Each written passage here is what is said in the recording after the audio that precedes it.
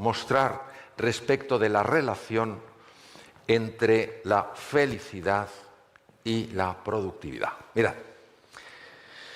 voy a utilizar esta cosa tan chula, ya veréis, a ver si funciona. Eso es, a ver, enséñamelo. Bien. Observar nivel de rendimiento. Oh, esto es fantástico. Se queda bloqueado. Bien. Así se queda. Nivel de rendimiento, que es la productividad, la efectividad. Y abajo, nivel de presión interior. Esta es la curva de los profesores de Harvard, Yorkis y Dodson. ¿Qué quiere decir? Que si yo tengo un nivel de presión adecuado, mi performance es alto. Pero cuando mi nivel de presión aumenta más de la cuenta, mi performance cae en picado. ¿Cuándo yo noto que esa presión aumenta? Cuando no me siento valorado, cuando no me siento querido, cuando no me siento respetado, cuando soy incapaz de ver a la otra persona más allá de los juicios y me pongo a la defensiva, cuando me siento resentido, cuando tengo celos, cuando tengo... Todo eso aumenta la presión interior, es la base del sufrimiento humano y baja el performance. Os decía que Yorkis y Dodson no pudieron saber qué pasaba porque no había tecnología entonces, pero ahí sí existe. Y lo que existe es lo siguiente. ¿Veis? En color rojo está el lóbulo frontal. El lóbulo frontal del cerebro humano es el más importante en la productividad de una persona, porque es el cerebro ejecutivo. Es el que te hace tomar buenas decisiones, ser más creativo, aprender más deprisa, enfocarte bien en las cosas. Lo interesante es que cuando una persona se siente amenazada por el otro, bien porque el otro es más brillante, bien porque el otro es menos respetuoso, pero se siente amenazado y pierde esa serenidad, esa confianza fundamental en la vida, se activan unos núcleos llamados amígdalas. Pero muy importante, siempre lo digo, y todavía hay personas que luego me preguntan angustiados, cuando hablo de las amígdalas, no hablo de estas. Hablo de unos núcleos en los lóbulos temporales del cerebro. Porque en una ocasión, se me olvidó decirlo, una persona casi se me cae redonda. Le miro y le digo, ¿qué te pasa? ¿Te encuentras bien? Me dijo, no. Digo, ¿qué te pasa? Dice que estoy entendiendo toda mi vida y ya no tiene remedio. Me las quitaron de pequeño. ¡Qué penita! Estas son las amígdalas, los lóbulos temporales. Entonces, cuando las amígdalas se activan porque una persona se siente amenazada, o bien por la vida, o bien por los demás, o bien por las circunstancias, cuando una persona se siente amenazada por la otra persona porque en lugar de ver la tristeza, el sufrimiento detrás del ataque, solamente ve la ofensa. Cuando una persona no deja la herida a un lado, entendiendo que con la herida no se puede avanzar durante mucho tiempo, y que el ser humano no hace cosas malas porque sea malo, sino que hace cosas lamentablemente incorrectas por su ignorancia, porque no ve, cuando uno empieza a trabajar eso, la serenidad, la alegría y la confianza empiezan a penetrar con más intensidad en su interior. Eso hace que la eficiencia aumente. Las amígdalas se tendrían que activar solo de forma oportuna y proporcional, pero no lo hacen porque nuestra mente se encarga de mantenerlas siempre activas. Y voy a terminar en esta breve exposición que ojalá nos haya ayudado a por lo menos a plantearnos ciertas cosas de la siguiente manera. Mirad, en una ocasión estaba con el profesor Howard Gardner aprendiendo temas de inteligencias múltiples con él, que fue el creador de la teoría de inteligencias múltiples, y conocí una mujer fascinante. Era una mujer muy extraña, porque yo le hablaba, tardaba en contestarme y al cabo de un rato me contestaba. Y entonces empecé a pensar que tenía un problema de audición, que tenía algún tipo de sordera. Yo empecé a mirar así, no soy muy discreto, empecé a hacer así.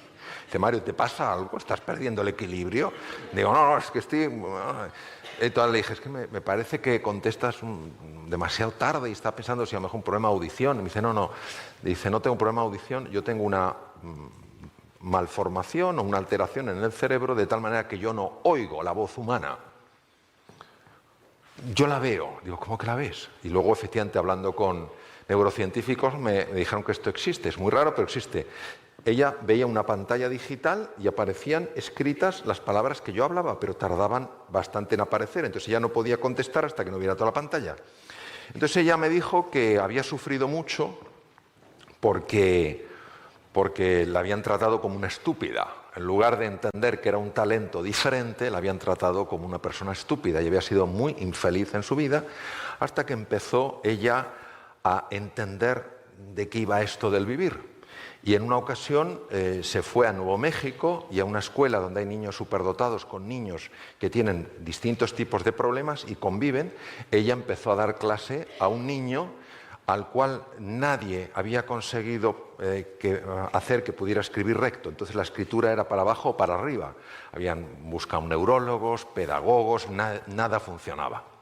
Y entonces ella, que era arquitecto y tenía el título de Bellas Artes, empezó a enseñarle a dibujar, pero sobre todo empezó a enseñarle a confiar. Y de forma automática, este niño de repente corrigió la escritura. Es decir, hay una grandeza en todo ser humano que cuando generamos un espacio de confianza, de serenidad, de apoyo, de valoración y de ilusión, esa grandeza natural sale. Es como hace años en el Valle de la Muerte en California, que no crece nada, una primavera empezaron a salir flores y dijeron, ¿pero dónde están estas flores? ¿Cómo? Si aquí nunca hay flores, sí, pero es que unos meses antes había llovido. Entonces, lo importante es que entendamos que cada uno podemos ser esta humilde lluvia y que lo esencial está en cada persona. Que si tú una persona la tratas con afecto, si tú una persona la valoras, si a pesar de ser distinta a ti, no la tratas como distante. Si en lugar de tolerar la diversidad, la celebras. Si generas un espacio de escucha donde estás verdaderamente presente, de manera natural se produce esa reconexión que es la base de la felicidad. Y es como tú te sientes parte de todo. Reconectas contigo, con los demás y con la naturaleza.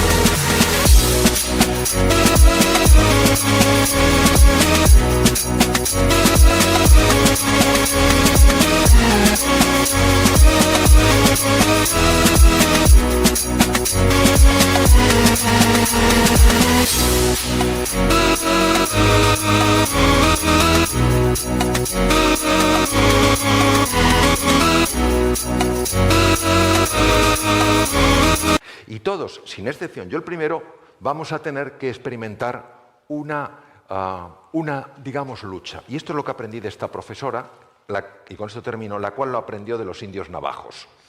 Esta mujer me contó una historia que es la esencia de la filosofía del pueblo navajo al que ella visitaba, aparte de ir a la escuela esta de los niños. Y esta historia mitológica, mítica, que llevan cientos de años repitiéndose los navajos entre sí, es la siguiente. Dentro de mí está teniendo lugar una gran batalla. Por un lado está el águila majestuosa. Todas las acciones del águila están llenas de verdad, de bondad y de belleza. El águila que vive en mí vuela por encima de las nubes y aunque a veces baja los valles, siempre deposita sus huevos en la cima de las altas montañas.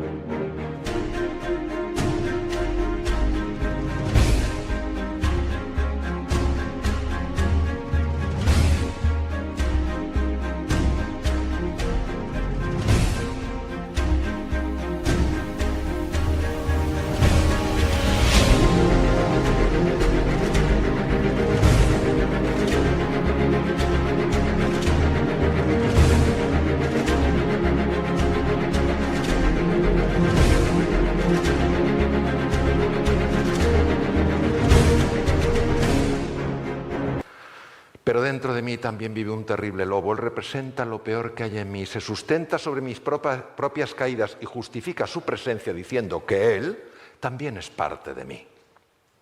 ¿Quién ganará esta gran batalla?